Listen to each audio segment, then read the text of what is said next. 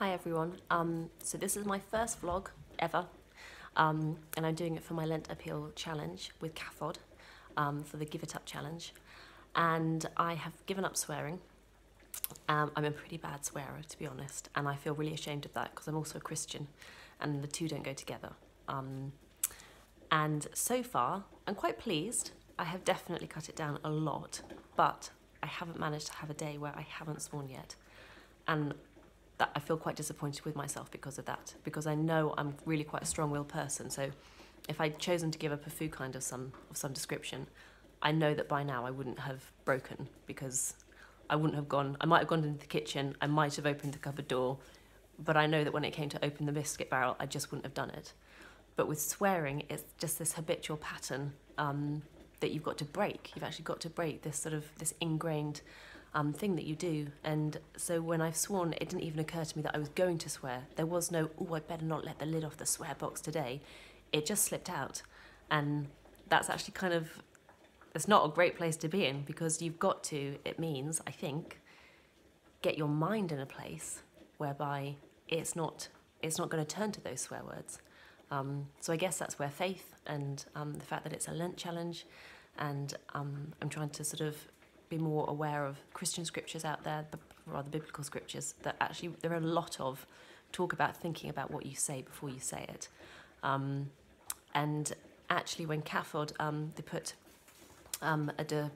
like a little thing on Twitter for me the other day about what I was doing, and instead of calling it swearing, they referred to bad language. And actually that really challenged me, because I was the one that said it was swearing, and bad language obviously is swearing, but bad language covers a lot more. And I liked that challenge, because even from when I was quite little, my mum used to tell me off for the tone in which I spoke. She said I could be quite sharp and impatient in the way that I spoke to people. And I think I kind of got on top of that for a lot of years, but since having kids, and being maybe a little bit more tired than usual, maybe sometimes more grumpy than usual, I think that intolerance when I talk has really come back. My husband's definitely mentioned it a couple of times recently, and I know I'm even sometimes sarcastic with the kids, and that is horrible. You know, they're so little, and that's something that, a way in which I can speak to them. And so I think actually God definitely challenged me to give up swearing.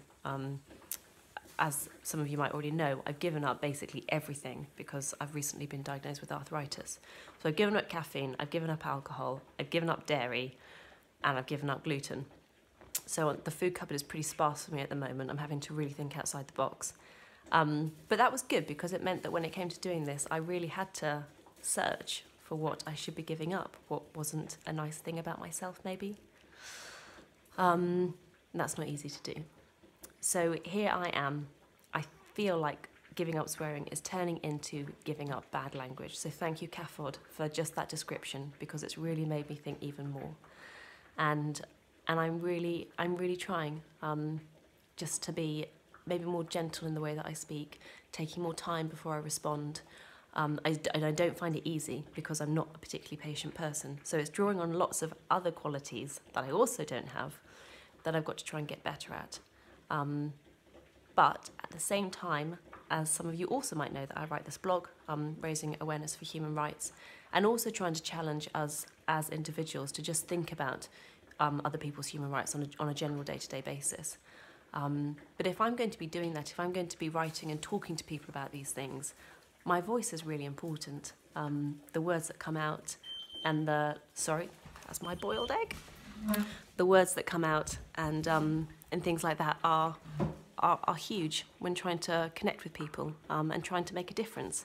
So I actually feel really kind of privileged to have got to this place, and just really encouraged to keep on trying. My next thing is to start just spending some more time looking at those scriptures in the Bible about our language and how we think about it. I've not spent enough time doing that yet. Had a crazy weekend for my husband, who was just 40 this weekend, so I've not sat down to do that yet, but this week's task is to spend some time reflecting on those. And so hopefully by the end of the week, I'll give you another little update and let you know how that's going. But if you're also doing a Lent challenge, and if you are struggling in any way, or also being shown things about yourself that you are having to spend time with, then I just encourage you, and good luck, and please check in. Thanks.